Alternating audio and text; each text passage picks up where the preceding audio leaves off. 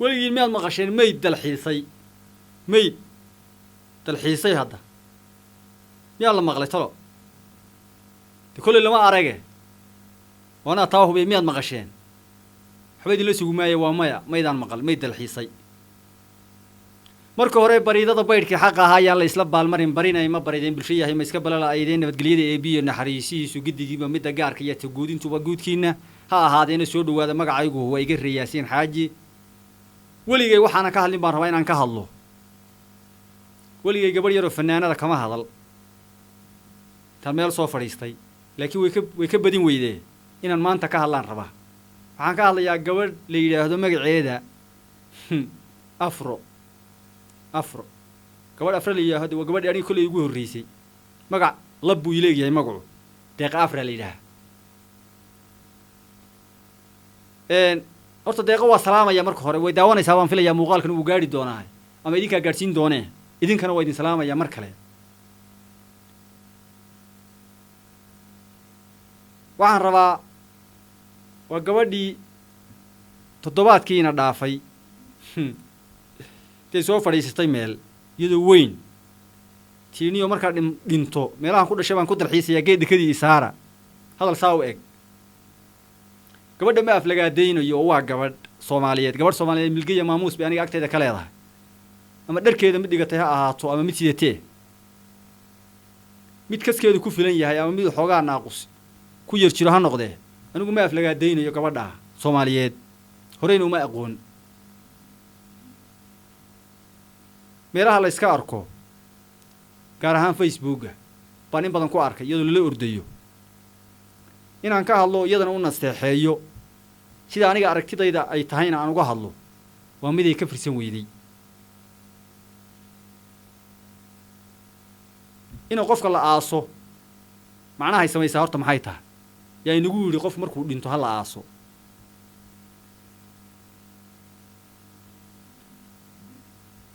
miyaad maqasheen neef intuu dhintay ama xoolo intay dhinteen xabaal loo qoday oo lagu riday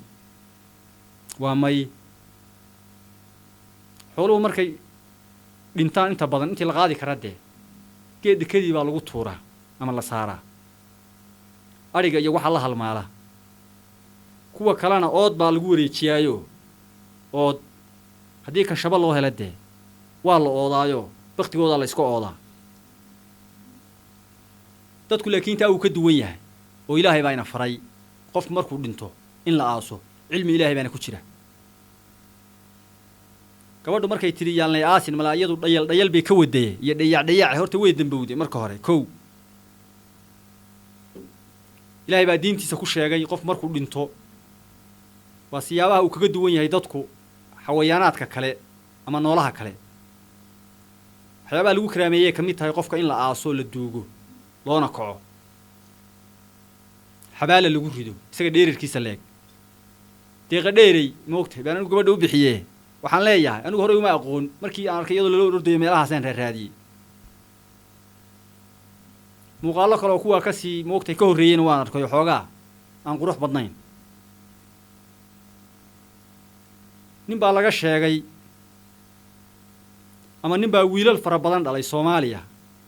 raggii wax garadka ay hore ah kadina uu isugu yeeray wiilashiisii iyo dadkiisii oo dhanoo wuxuu yiri ninka hebel ah ee anigu aan dhalay wiilashiisa kamid ah marka aan dhinto xoolahayga kama dhaxal galo xal guuri ku soo celiyay wuxuu yiri hebel intuu wuxuu isugu yeeray wiilashiisii iyo gabdhihiisii iyo xilaya xaasaskiisii ama marwooyinkiisii iyo walaaladii iyo maadradii buu isugu yeeray shir weyn buu qabtay intuu alla bariyay kadina wuxuu yiri wiilkayga hebel ah marka aan dhinto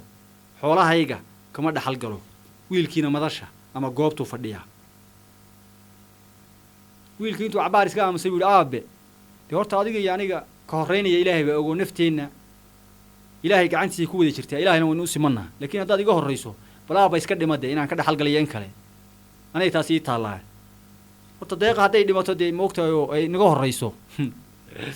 kale waxa laga yaabaa nafta Ilaahay baa haye goor dhimanaysa iyo goor gaadhisan Ilaahay baa de oge de horta cidi ku weydiin mayso in lagu aasay in kale meedka inaga gaadhsiiya la oranayaa si degdegana horta waa lagu aasay ku bishaarayso mala haddii aad istustay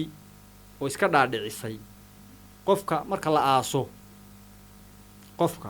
marka la aaso baa dembigii iyo waxyaabihii uu galay intuu ifka joogay baa qabriga lagu weydiiyay oo qabriga quraa lagaga jiraa haddaad isweydiisay oo geedda kadib marka lagugu tuuray waad waayaysaa su-aalihii faraha badnaa ee raqiib iyo catiid ay qoreen garbahaaga saaran oo labada malag ee midna khayrka qoro midna sharka nokor iyo nakiir baa ku imaan doona hadhow midba su-aal buu ku weydiin doonaa waa su-aalaha qabriga say culimmadu inoo sheegeen ama diintu inoo balballaadhisay ba waxaa tii haddii qabriga lagugu rido oo lagugu aguugo oo lagaaga tago inta ciidda lagugu daldalo dee markaasay malagyadu ku imaanayaane mala haddii geedda kadib inta lugta lagu qabto la iskaga kaa tuura dee malagyadii waad waayaysaa su-aal laguma weydiinayo laakiin way kala hoos baxdayoo waxa la ciqaabee dembigay gashay laga jiro waa nafta haddii ay duduma kugu dhacdo iyo hadday biyo ku qaataan iyo haddii gidaar kugu dumo iyo haddii lagu waayo gebigaagaba markastaad dhimateed moogtay naftaadu waxay gasbatay iyadun baa la weydiinayaa waxa la ciqaabaana ama loo dembi dhaafaana waa nafta dee inaan kugu baraarujiyo intaa waa jeclaa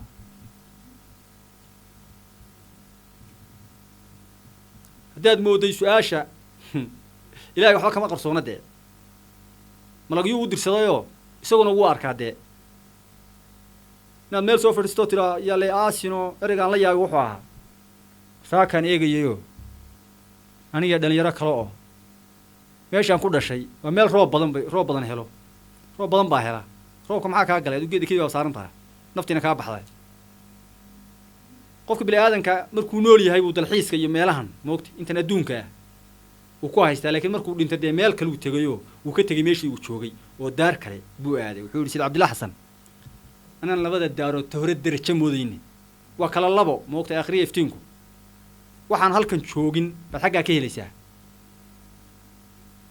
geedda kadib haddii lagu saaro iyo haddii dudun baalkeed saa lagu yar saaraba iyo haddii dhagaxan lagugu tiriyaba horta camalka qofka uu galo waxa la weydiiyaa waa nafta jidhka iyo lafaha iyo dhiigga iyo naftaa ka muhiimsanoo la weydiiyaa muhiim maaha inaad ku xisaabtanto niyadda gashato alla ilaa geed haddii lagugu tuuro su-aalo badan ayaa baad is waayaysaan waxaan umanayaa dembi weyn inay tahay inaad ka istakfirlaysato oo ilaahay toobad keentana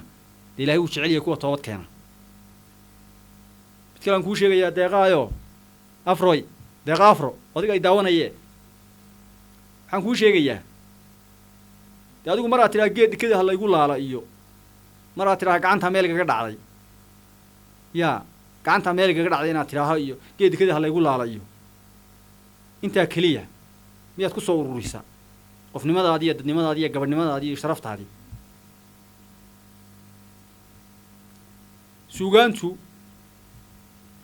suugaantu marxalado kala gedisan bay leedahay inkastoo de anigu tan haddeer ee qolyahan yaryari qaadaan aanay suugaan u aqoono eeginba laakiin godad kale nooc ay leedahay dadka hoobalka la dhaho ama hooballada dadka waxu soo gudbiyey ahaayeen oo ka hadla dhaqanka afka jacaylka wadaniyadda afkoodana aan ka baqin dee aan fulayaal ahayn dee eel buu soo tagayaa wuxuu odhanayaa fanaan baan ahay ama fanaanad hoobal ama hoobalad waxa laala wuxuu ku heesiyena iyo wuxuu isla soo birkicinaya meesha la taagan yahayna xigmad isaga ugu jirtaa ma jirto dadka daawanaya xigmad ugu jirtaana ma jirto inaayana maba laha dee kuwan badankoodu kuwan yareer dambe naanays yar unbaa wada dhashayoo naanays yar unbaa ku daba jirtaa markaad u fiirsato fanaaninta hore u fiirso mid kasta inaaya saddexan buu lahaa moogta inaad horta magacaaga iyo qofnimadaada qofku wuu dambaabaa laakiin wuu toobad keenaa inaad toobad keento waxay ka qurux badan tahay inaad taa lugta i qabto geed igu dhakadiisa igu tuura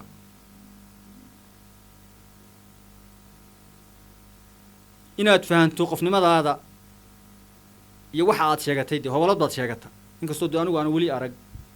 dhowr muuqaalo saa kale ii tusay kolley wax kaley gudbinayeen anigu wax suugaan gudbinaya uma arkayn inay wax kale gudbinayeen baan u arkayey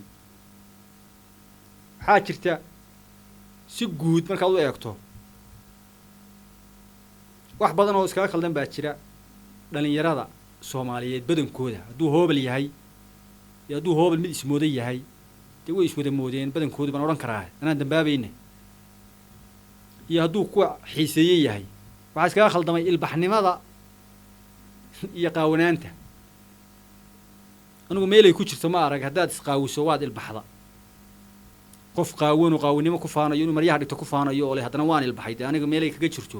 maadi iyo diini iyo caqli iyo dhaqan kolli ma arag waxaa lagu onayaa bandhig faneed baa lagu qabtay meel hebla meeshii baad yar eegaysaa moogta se waan bandhig jidheed caaniya moogta bandhig jidheed iyo bandhig faneedna wuu isku yar khaldan yahay xoogaa inaad kala garataana way fiican tahay hadalka waxba yaana tahantoogina kugu badinne gabadha farriintani qusayso waxba walaalle ama inaadeen ha ku meehanaabin geed dekadii igu laala iyo gacantaa meel mar igaga yar dhacday iyo aniga waxba igama taqaaniin iyo eraya aan moogtahay adigana macno kuu samaynayn dadka aad la hadlaysina aan macno u samaynayn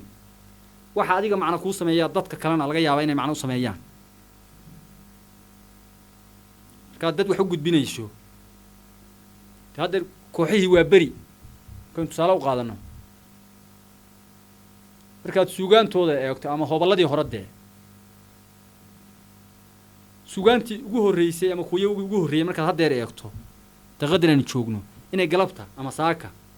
ama maantadan dee soo baxeen baad moodaysaa hadday gabay tahay iyo hadday hees la qaaday tahay iyo hadday geeraar tahay iyo hadday jiifto tahayba afka kamay baqi jirin markaad dhegaysato erayo aadan garanayn baad ku arkaysaa waa inuu qofku markuu yahay qof dadka wax u sheegi karo mikrofoonka moogtay ka hadla weliba fanaan dee ile fanaan baad sheegatay waxaana waynay yihiin waxaan dhimanayn kow waynay yihiin wax adiga magac kuu soo jeedaya laba waynay yihiin wax dadku xasili karo waynay yihiin wax sheegaya dee hadda qof wax uu hees ku sheegay buu qaadayaa maandhow waxaan arkay kuwa yaryaroo guruubaho dee wax soo qaadeen ba gabadh bay markaa heestu manaaqusayso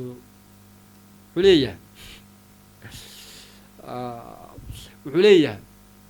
meel hebley ka cidaa buu moogta gabadh buu sheegaya meel hebla bay ka cidaa gabadhii heble meel hebley ka cidaa meel hebley ka cidaa gabadhii heble meel hebley ka cidaa gabadhii dee lax buu ku sheegay mari ila dadku ma ciyaane way hadlaane calaa ayi tacaal gabadhaas inaad tiri marna gacantaa meel ku yar dhacday marna tiri geed dekadii igu tuura ha loogu bishaareeyo oo muuqaalkan bil ha la gaadhsiiyo haddii geed lagu saaro iyo dudun dhekadeed haddii lagu saaro iyo haddii buur dhekadeed taalla ku taalla dusha lagaa saaro camalkaaga ilaahay kama qarsoona malaa'igu u dirsaday isaguna wuu la socdaa qof kastana wuxuu galo dee ilaahay wuu ogyahay khayr iyo shar haddaad walwal iska muujiso istiri alla ilaahay haddii geed lagu tuuro isma arkaysaan waxa aad samaysay waxaa kaaga qurux badan oo kaaga wanaagsan ilaahaygii ku abuuray muslimka kaa dhigay haddaad dembi gashay inaad u toobad keento oo isu bihinbihiso ilaahay baryaduu jecel yahay in lagu celceliyuu jecel yahay ilaahay wuxuu yihi kuwa toobad keena baan aada u jecelaha waxaan kusoo koobayaa adigu is akhriso marka hore intaad dib isugu noqoto intaad annagana soo hor fadhiisan ee odhan dee geed igu tuura dhekadii dadka soo hor fadhiisan ba adigu is akhriso oo waxaaga bal fiirfiiri badhig jireed ba mise waa badhig faneed horta waa su-aal giddigan waxaan idin leeyahay asalaamu calaykum waraxmatullaahi tacaala wabarakaatu deeqa afro geed lagu saari maayo waa lagu aasayaa